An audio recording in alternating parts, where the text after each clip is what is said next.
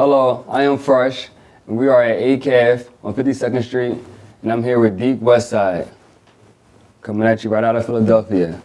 So Deek, how was your upbringing coming from West Philly? I mean, it was, bro, I was family orientated type person, you feel what I'm saying? I had my grandmother around, I had my pop around up until, like teenage years. I really stopped, intermingling with that, but for the most part, I was cool. It was regular, every day, West Philly type young boy. What made you start rapping? I feel like music been in my life for a minute, honestly, without even me like knowing it for real. Like my uncle both of my uncles, they used to be heavy on the headshot DVDs. I ain't gonna even say their names because they wasn't even known boys kind of found out. You feel what I'm saying? They was heavy but I remember they used to always come back and come to the room and in the back room. My mom used to live with my grandma. I'm still young preteen era. She used to live in 41st and Parish. He used to come and rap his battle raps to me and shit like that. But I wasn't trying to be a rapper back then. But I just feel like it stuck with me. And then I want to say 9th grade, I went to Boys Lad, and all boys. People think crazy about that, but that's a chill school. It was cool. It was a good. Kept my head. For the most part, it kept me focused on what I needed to be focused on. But if you think about it, it was like a big playground. All boys, all young boys. We was chilling all day, and every day, 24/7. So, in lunchtime, do the little battle rap joint. So at first it became like a little freestyle funny bit. Shout out my man Juice. He came to school one day with something he wrote and memorized, I guess, and was rapping it. And it was just lit a spark, put a spark to it. And I was just, ever since then, I'm like, I'm really tripping. I came back with something written. I ain't gonna lie. What's your name, Deek Westside at that time? No, it was always Deek. I think it was Deek Philly or Deek 215 or something like that. But I ain't gonna lie, early on, before I really start writing my raps, I used to be acting like I was stealing Cassidy bars. I used to rap Cassidy shit in the school. Big bars. Like I was me. I ain't gonna lie. That was my man at that time, bro. That was my man, bro. I still feel like he wanted the hottest on the bars punchline tip. So he wanted them for sure. But yeah. How are you? How did you get popping? I see your numbers is good. I'm like, okay, you out here, you doing your thing. How'd you get what happened? And I want to say the end of 10th grade, 11th grade, I got Vine famous on Vine.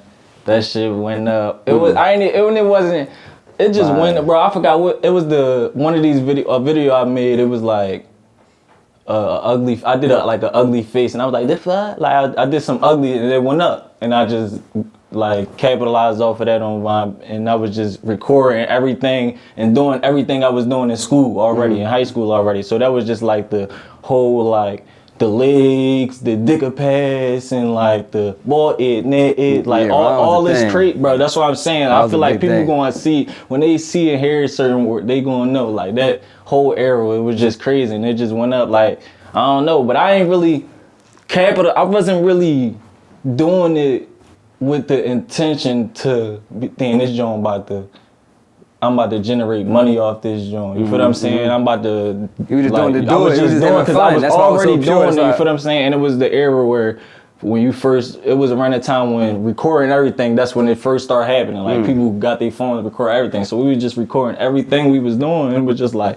gonna make a Vine today. I know this joint gonna be the big. You feel what I'm saying? Then once they peep in Philly, I feel like that I was popping on Vine. That's when people started to really hear me out on the music tip. Then on the music tip, I feel like my summer 16 really solidified me. That was your first tape, right? No, that was my first one that circulated in the city, basically. First song that, not really, no, I'll take that back. My Dicker song was a little party song. It was on the radio, Diamond Cuts and all them. They wanted me to go the club route, basically. On a, you feel them, stripper type time, that wave. that was really like, oh, he rap now. You feel what I'm saying? Oh, I feeling. Then the Summer 16 really solidified me that I could rap. Basically, I feel like. And That's then, right before the drill came. Oh yeah, all this right is before. before This all. Remember, Nasty Nah, Core. Yeah. Before PNB Rock for like Uzi, Fat G's, all that type way. That was all around that before time, that. basically. So like yeah. So it's funny because like your tape, Wild Mind 2017, it's like that one. I listened to that tape, and I was like, okay, you sound like you was in that core category, more of a street artist. You had the low cut. And he was the transformation now, because he always do like this. He used to have a low cut, lower than mine, and now he got the locks. Yeah. So when we got to Wild Mind 2, how did we get from 2017? Actually, before that, Wild Mind 2 was just like something to throw away. Actually, I'm gonna start back here in like early 2017. I was just going through a lot on some like life and just like trying to juggle everything basically, and it was just crashing down on me. Basically. I felt me like going to my breaking point. So an opportunity came for me to leave Philly. I moved to Jacksonville, Florida with my uncle. For what I'm saying, me and my grandma, we moved out there.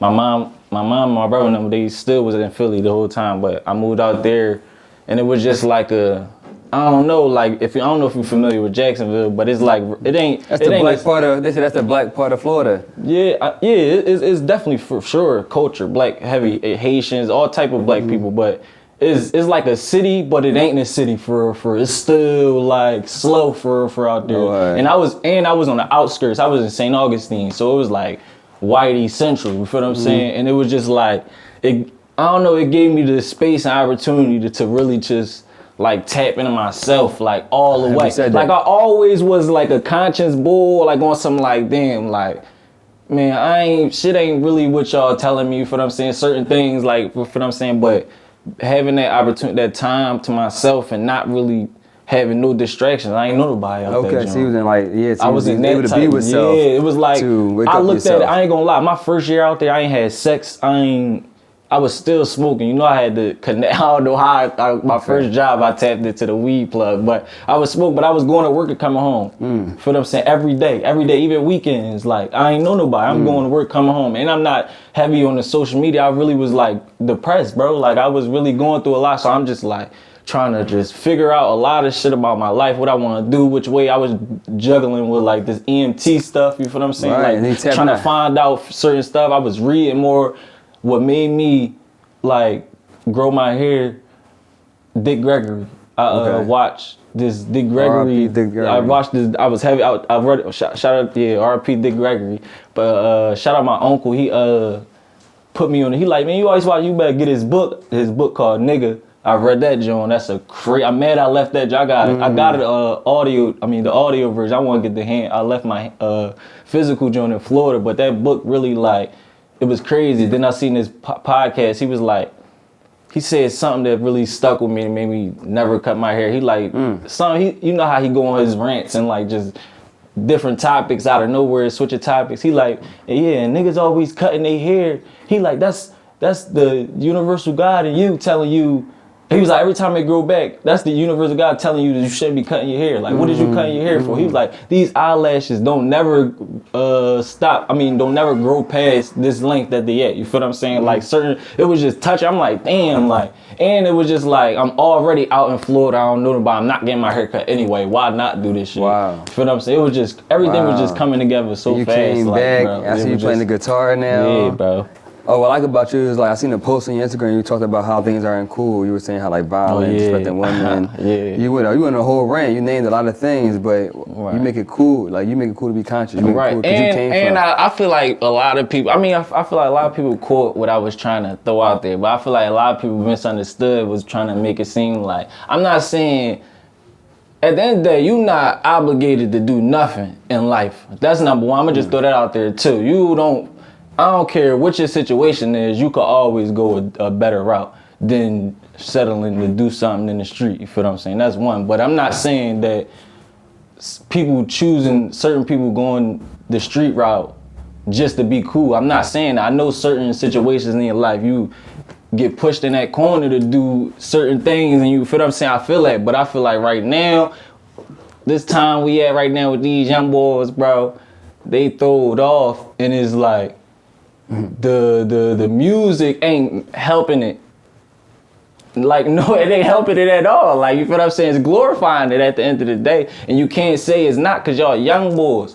At the end of the day, y'all is under, all these young boys is under 18, under 21. I'm gonna put it like that. Bro, I'm 26. I might not look like it, bro, but I'm really like 20. I've been on this earth for 26 years, bro. And it be blowing my mind sometimes, like how throwed off young boys' mentalities be, and just like, I feel like I'm just trying to. That's why you the solution, because you bro. I'm just trying to. This little influence that I got. I feel like I do recognize certain, cause I'm heavy to myself. But I don't go out. I'm not into networking. I ain't into none of that. That might be my downfall with this music. That's a whole other story. But I'm real secluded. Like, you feel what I'm saying? I'm real to myself. So it's like when I do go out, when certain people see me and remember, like, damn, I still get love, you feel what I'm saying? So I still, you feel what I'm saying, like, feel like I gotta influence.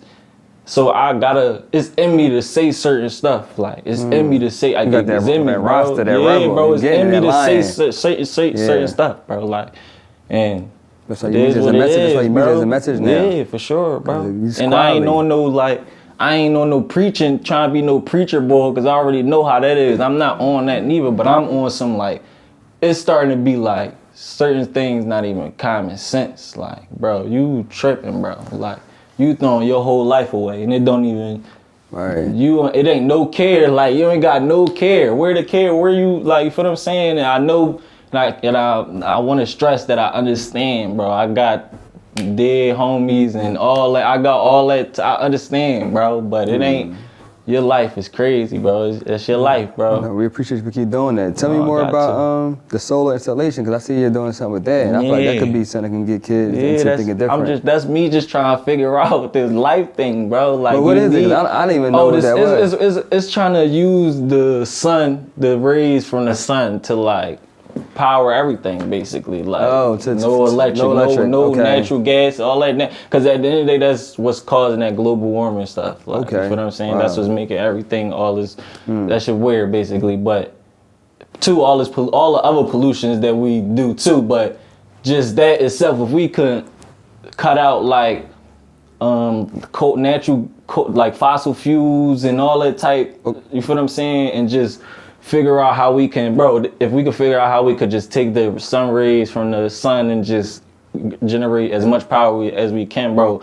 I ain't gonna lie, Elon Musk, I think, bro, if we could capture the energy from a lightning bolt, bro, we would be, like, this probably blowing over people's head, but I'm telling you, bro, we would be set straight on, like, the paying, like, all the gas, electric companies, all of them will be out of so business. What we gotta do, like, I like what you're doing. We gotta do is spread the word for people to get on it, bro, because people have tried to do this, but you know, the government don't want people not paying bills. Oh yeah, bro. So yeah, for sure, they on that. But it's ways in it, bro.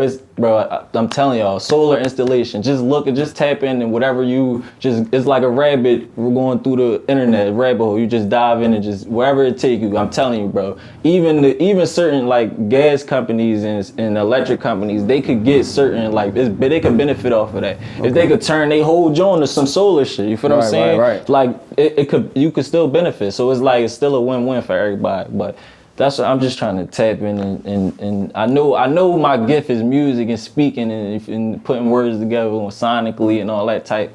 But I just know that, like, I need to generate my own income other than music.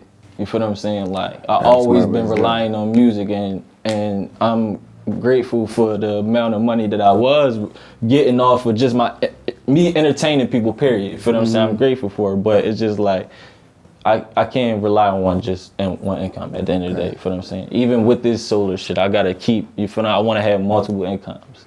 So I could put it and write it to my dream, bro. Cause I know with this music shit, I'm different, bro. It's true balance. I'm different, bro. But before we get out of here, tell us what's next for you, like music-wise, Yeah. show-wise. Hopefully, I ain't gonna give y'all a date, cause hopefully sometime next month, May, I wanna drop part 1 of my little part. I don't know. I wanna say 4 or 5 series that I'm gonna tap into. I'm gonna perform one of the songs too. So yeah, tune into that. It's called Unorthodox. Basically, just like I don't know. I'm really trying to like push people to think about certain stuff, like push the thought process. So I mean the mentality in the city, just period. Whoever listen to this joint, I just want you to think for yourself, or just like try to think a whole different way for a little bit. You feel what I'm saying? That's what I want to do with this first one. But yeah, just stay on the lookout for that, May. You can still tap into all my old music too. iTunes, Deek Westside, iTunes, Apple Music, everywhere. But yeah, that's it. I'm just you mean skis. You mean skis. You feel me? Yeah, give it up. All right, well, we're gonna see Deek soon. Yeah. I want him, everybody else to continue to live to legendary. Definitely. Shout out to ACAF, 52nd Street. Peace. Till next time. Peace. Blessings.